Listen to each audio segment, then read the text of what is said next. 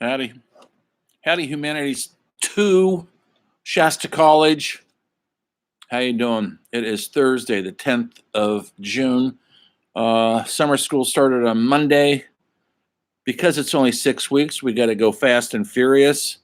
And we're going to do just that. I'm going to sign the first essay today, and I'll put that on assignments. I'll talk about it in a minute, what I expect, what it should look like. So get your thinking caps on. If you don't have the book, it's okay. It's a big one. But I'm going to follow it for as much as I can because there's a lot in there. Too much for a 6 weeks course. So I'll do the best I can. And we'll watch little mini documentaries that I'll post on Canvas. That will give you what the book is giving me. But if you do have the book, we're on page 1. Anyway, lots are happening in this era. 1400 to 1500, the world is on fire. Hopefully you saw that little documentary I posted on modules. Please look at it. That gives you kind of a thumbnail sketch on what is happening in the world. We are circumventing the world for the first time. We're seeing other nations, other countries, other continents, other oceans, other peoples, and that's coming all back to where we begin. Right now, a lot of this forward movement is happening in Europe, and we're from Florence, Italy to the Netherlands. That's where it's happening. Then they come back, the world travelers, and they bring in products no one's ever seen, and they start influencing how we live, what we talk about, what we think about, what we eat, folks. We're bringing in foods from all over the world that nobody's ever tasted before, except for the people who live in those parts of the world. So the modern world, essentially the modern Western culture, is centered in Europe. And the rest is out there. But it's happening also. But we're going to center ourselves in the Western civilizations. So what's happening right now? Well, here's one, the printing press. Big deal. Up until now, mostly monks hand wrote everything on parchment paper. All of a sudden, and that's hard to find. So there wasn't a lot of novels, not a lot of reading because nobody knew how to read. But all of a sudden, we have a printing press that could put out large amounts of print. That opens up a whole wondrous world, almost as good as YouTube or Instagram. And all of a sudden, people could communicate and get your thoughts and feelings, what you believe in, on paper. And then you could put it out in the world. One such person did that during this era, a religious person who broke away from the Catholic Church. Catholic Church was very, very dominant. They were so dominant that most countries were under its boot. And yes, they had their own army to keep people in line. And Martin Luther broke away with his own philosophy. He broke away from the Catholic Church. At the time, it was considered heresy. And he could have been put to death for it. He proclaimed a different way of looking at our relationship to God and Christianity. He was a very God-fearing Christian man. He wasn't going against God or Christianity. He was just going against the rigorous rules and regulations that the Roman Catholic Church had put down on everybody. His basis was we all are free of sin. And God only judges us all by our faith to him or it, not our faith to the Catholic Church. And that was a big no-no. So I'm going to have you guys watch a documentary on Martin Luther. That's actually going to be your first essay. Write an essay about Martin Luther. And I'm going to give you instructions later. It'll be on assignments later tonight. And I want you to look at it, not just review the documentary, tell me what you saw, but review the man. Get as much information about the man as you can through the documentary, or if you have the book, or any readings you want to look up to help us and try to understand who this person was and how important they were, why they mattered. I'm going to constantly say that throughout this whole class, why certain philosophers, writers, painters, musicians, why they mattered and why they still mattered. Also, how that changed. The world changed with them. There were probably other people thinking the same thing, but they got the word out there in a cohesive way that changed the world. Actually, this is where we begin. This is where we are now. Believe it or not, we didn't have the freedoms of expression, religion, philosophy that we have now then. People like Martin Luther and other people I'm going to be talking about today helped create that freedom. And so we're standing on their shoulders 500 years later. That's how important it was. That's how much they mattered. So when you write your essay, I'll print out the instructions. It's going to be 3 pages. It's important that you do 3 pages. It's a discipline to do a certain amount of pages. If you do under 3 pages, you'll lose points. If you don't double space and do it so I can read it, you'll lose points. Make sure you spell check and proofread out loud. That helps, or have someone else proofread it out loud with you. And if you do some research on the topic, please have a works cited so I know where you got your research. Yes, you could do the whole essay by just viewing the documentary that I'll post on modules on Canvas later on tonight. It's already 6 o'clock. You'll have till next week to do it'll probably be due in a week from now. I'm going to assign you a weekly essay, and I give you a long time to do it. And I know what you're thinking. Oh, I could watch the documentary next Thursday and hand it in on time. Okay, yeah, you could do that. It'll show. I could tell who's put some thought into it and who hasn't, and it'll reflect in your grade. You have to earn your grade in this class. And you will earn it. So, but I go a little bit easy on you on the first essay because you're all are just starting off. So I would suggest you start the essay early. So you have plenty of time to mess around with it and re-edit it. Yes, it would be nice if you re-edit it after you proofread. You maybe want to make some changes after someone else proofread it for you out loud. That helps. And then I could see in the paper.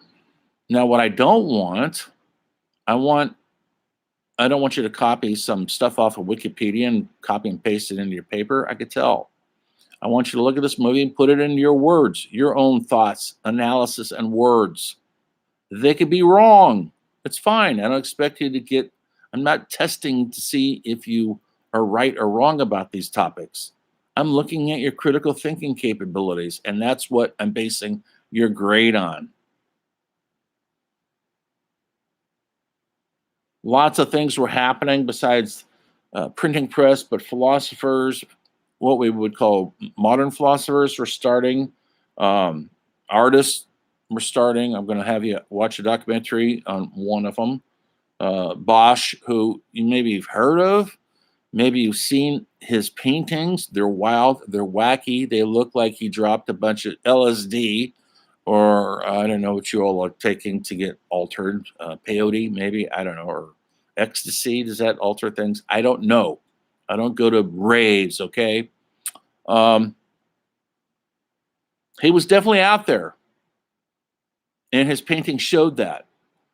They're terrifying and they're brilliant, and they change the way we look at ourselves. Artists, philosophers, whether they're religious or not, are holding up a mirror to who we are. And that's the important of humanities. Simply that. Not so simple. It's the universal we. And we all can see ourselves in this mirror, believe it or not.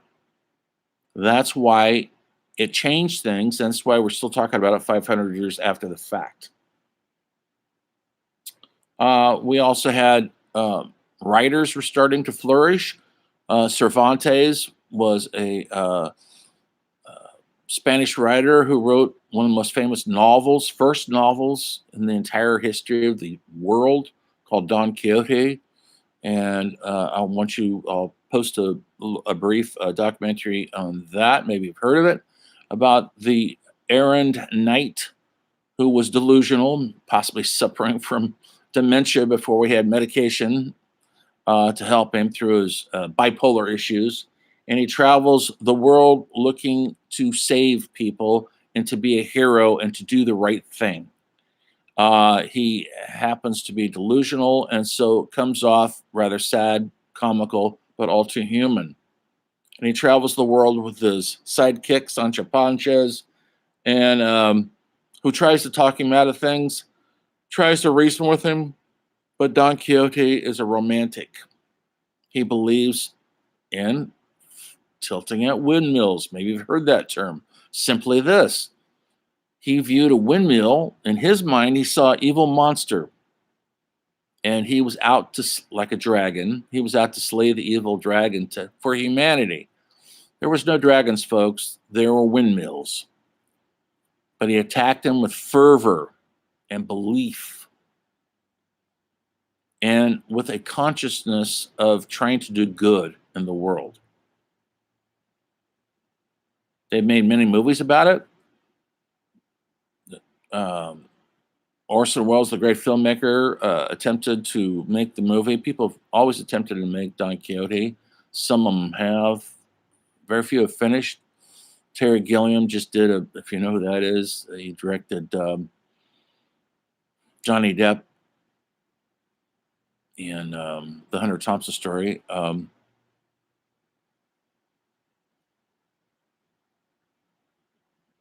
And he did a bunch of interesting movies. We're not talking about movies right yet. I'll get to that later. But he also just recently did a Don Quixote movie. It's not too good. I just watched it. Stars Adam Driver, if you know who that is. And it's set in modern days. He's a movie producer trying to make a movie out of Don Quixote. They didn't totally succeed. It's kind of a mess. I just recently watched it. It took Terry Gilliam 30 years to make the movie because it kept falling through. He kept losing the budget and money. He finally got it, and this is what he did with it. Maybe it's too late.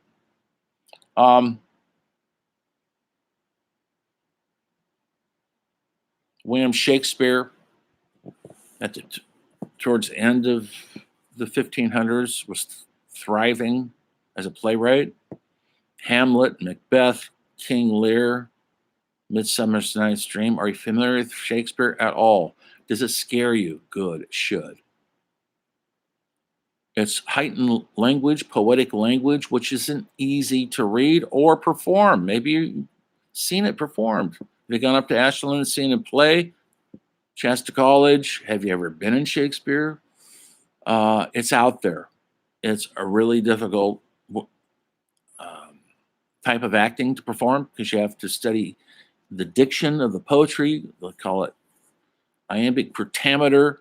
And but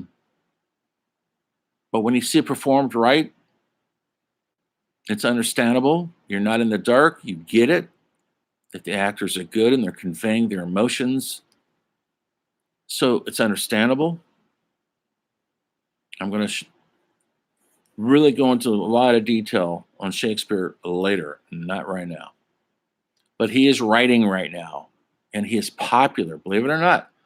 But he's not writing how people spoke. People didn't speak in poetic language in Shakespeare's time. Most people were illiterate, but they understood it. Why would he write that way? Well, that's what we're going to discover when we delve into Shakespeare, probably next week. But he finishes this chapter in the book, and so I'm going to sign a bunch of little documentaries. So if you don't have the book, which I know probably most of you don't, you'll at least understand what's going on in this era. That's really important. You're going to be writing an essay about Martin Luther, but we're going to go through a lot of visual documentaries that I want you to stick to and watch. Now, how can I prove? I don't need to. I trust you. I trust when I sign this stuff, you're watching it. People go, well, how do you know students are watching it? I don't know. It's up to you. You get out of this class what you put into it. It's not going to be handed to you on a silver platter. All the answers aren't going to be revealed. You will have to discover them. I'm going to give you the ways and means to do that. It's up to you to do the rest. And yes, it's all online. We're not in the classroom together, so I know you can't ask me questions. That's okay in discussions, or ask me questions and email me to, I'll answer you. I also want to start a discussion this week. Simply, I'm going to ask, what is your relationship to Shakespeare? It's a tough question. Hate it, love it, none, zero. It's okay. What is your relationship to Shakespeare? And tell me why. And would you like a relationship with Shakespeare? Shakespeare, if you even grasp one thread of one of the plays, will open up an entire universe to you. It's universal. It's not just this old language with people running around in silly outfits. Au contrary. A lot of great movies have been made out of Hamlet. Maybe you've seen some of them. Maybe not. Maybe it bores the holy heck out of you. That's too bad. It's not boring. It's because you're afraid of it. Sorry, folks, this isn't Disney or Pixar. It's not going to give you cute characters with all the answers spoken in a celebrity cute voice. You've got to work at it. And like most things, it's worth it. Most things that are worth it are hard work. I have read Don Quixote. Not easy work, folks, but once you get through it, you'll never be the same. Once you get through King Lear and understand it as much as you can, your life is different from then on. You have knowledge. And what I like to stress in all my classes, knowledge is power. Knowledge is power. The more you know, the more powerful you are. And let's hope we can get powerful together in this class.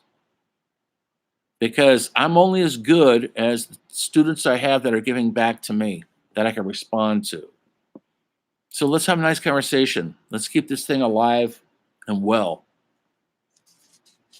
What else is there? That's all I'm covering today. I try to keep these things relatively short so you're not bored completely out of your mind. No issues of contacting me. Now, what's going to happen, I'm going to say no late assignments because I give you so much time to do these papers. And if you're late, you won't get any grade. You'll get a 0. You have plenty of time. And you have to submit it through Canvas. You upload your document, and it's there. And then you look at my comments.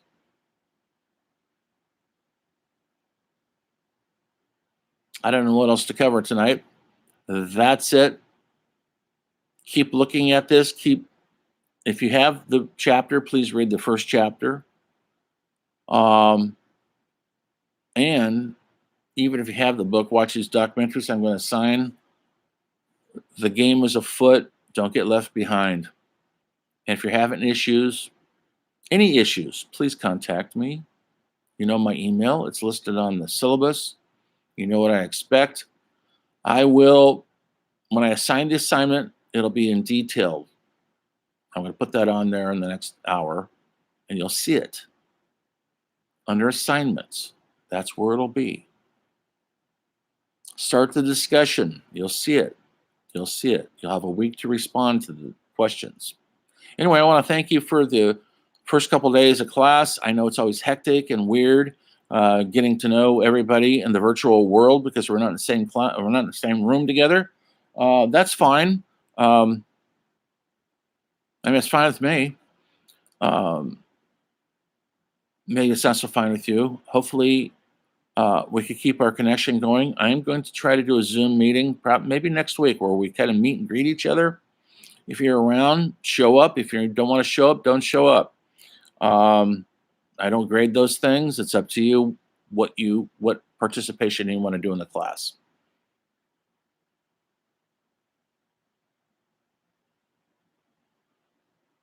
I think that's it. That's all I have for today.